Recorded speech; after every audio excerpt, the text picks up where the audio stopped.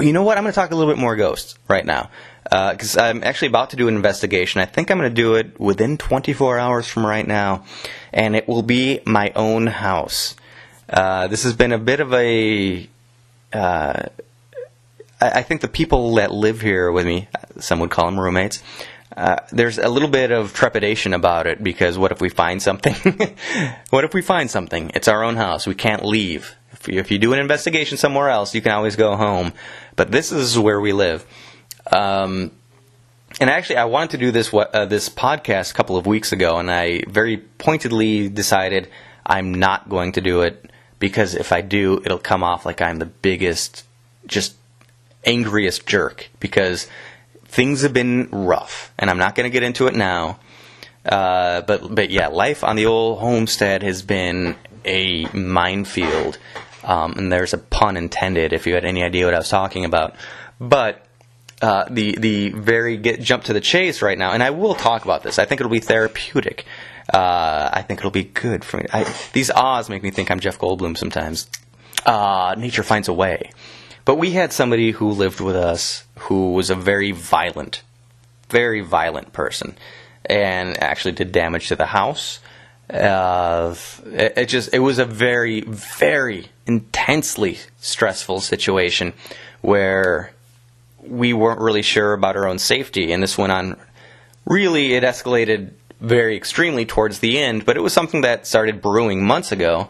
We've only been in this place since February, and here we are at the end of May, and this is really the first time that we felt safe in our own home is after these people have left. We will do a full investigation at the house. We've got the EMF detectors. We have a voice recorder. I'm actually using it now with a very nice shotgun mic attachment.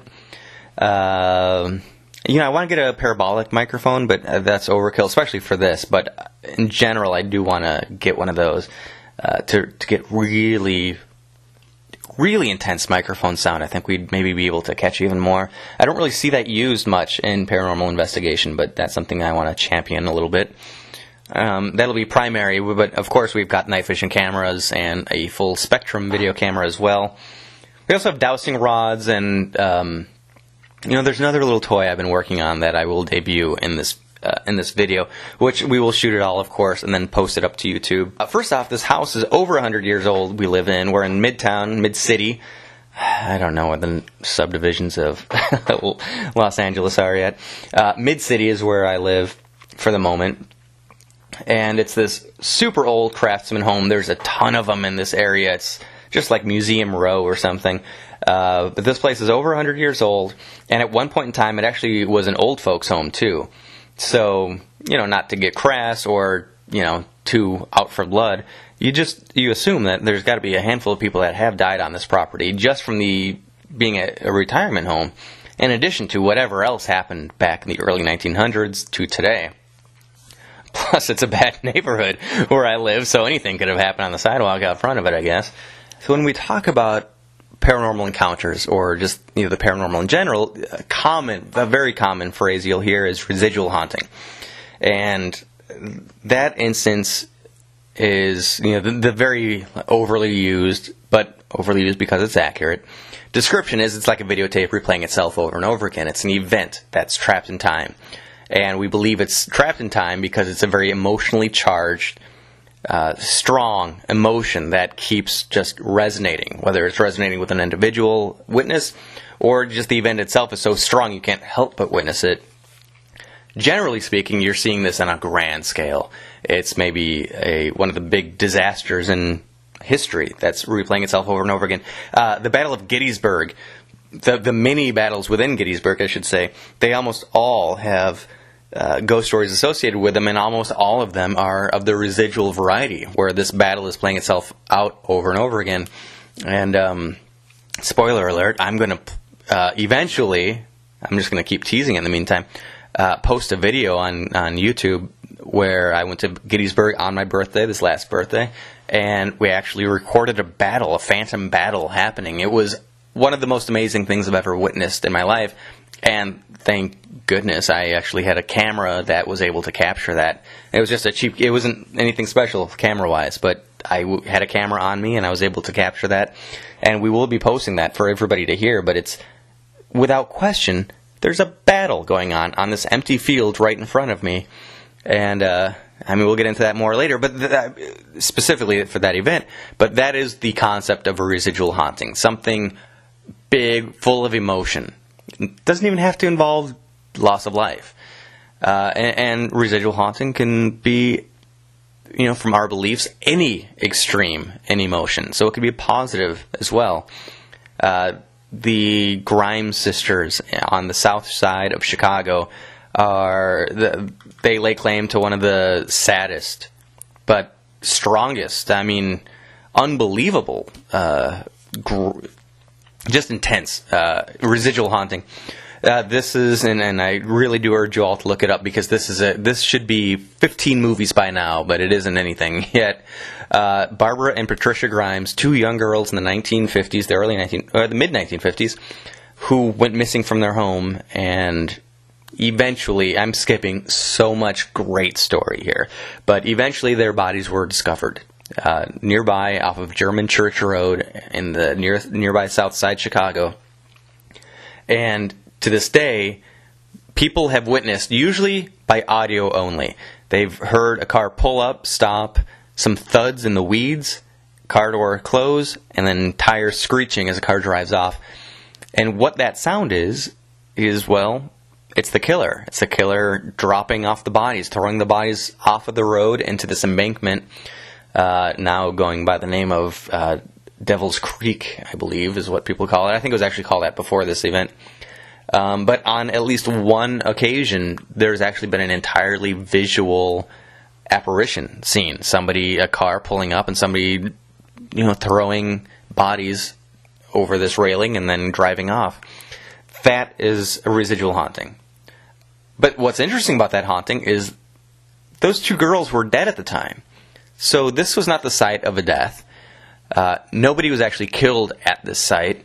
So really what we're seeing is the emotional imprint of the killer. This is a theory, at least. This is mine. It's the killer going through what he's done, what the reality of his situation is. That is what we are all queuing in on as witnesses. So theoretically, we witnesses can clue in on any really emotionally charged event. Now, we are about to do an investigation at this house. Who knows, really? We don't know really what happened in the last 100+ years that this house has been up, but we do know what's been going on within the last month.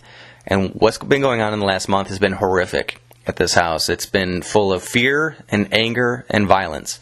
And our tension is still actually really high. We don't know if the people that have been here, if they will come back or not. So we are still kind of amped up in a fearful way as current residents of this place.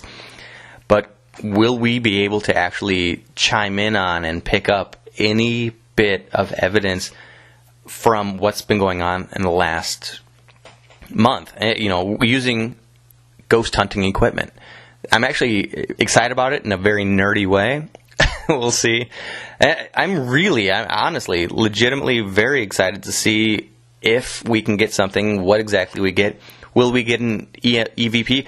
One of the greatest and coolest things I've ever heard was the great Ursula Bielski I was interviewing, asking her, just tell me about EVPs, which, if you don't know, they're electronic voice phenomena. If you watch any ghost hunting show, that's what they use almost primarily, because it seems to be the one of the best ways to get evidence, not only get evidence, but get a communicative evidence.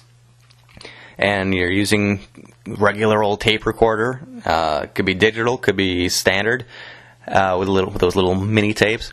You're asking questions to the air, but you're asking specific questions and pointed questions because you think you know who you're talking to, and you're trying to get a response specifically from that person. So Ursula suggested getting in the habit of using a tape recorder for this means. And she said, pick a time every single day to sit on your couch in the living room, broad daylight, don't go to a haunted place. Just do it at a place where you're comfortable, and start asking questions. And she said, soon she guaranteed a response. And she said, chances are it'll even be in your own voice. Now think about that. You're communicating with an energy that's there from the past. And you start to hear responses from yourself, your own energy left behind almost as an imprint. I mean, maybe it is an imprint. But with residual haunting, we believe that those are not intelligent. They're not communicating with us today. So what does it mean if you get a response from yourself from the past? And so it's an intelligent energy. It's two, it's not from a dead body. It's from your own self. And three, it's not even from a supercharged, intense moment. It's just from because you knew that you were sitting there on that couch for the last week or two. And to actually start to hear yourself responding on your recordings. Just mind-blowing, really. And if I can do this tomorrow night, there's still a lot of trepidation about it, but I'm also a lot of excitement about it. I know it's going to shake a little bit my reality, because I can say that I believe this is true, and I do believe it in the theoretical sense, but if I actually am able to capture some true, intense, and realistic response. Believe me, the last voice I want to hear in my life is the voice of the person that moved out, and I'm going to actually go into their old room, which is now cleared out, but there's still damage up there, the broken window, the broken door, there's still physical damage done that is still there, and I'm going to try to see if I can get that individual to come across on a recorder. That's pretty intense, and if it happens, well, you'll hear about it next week.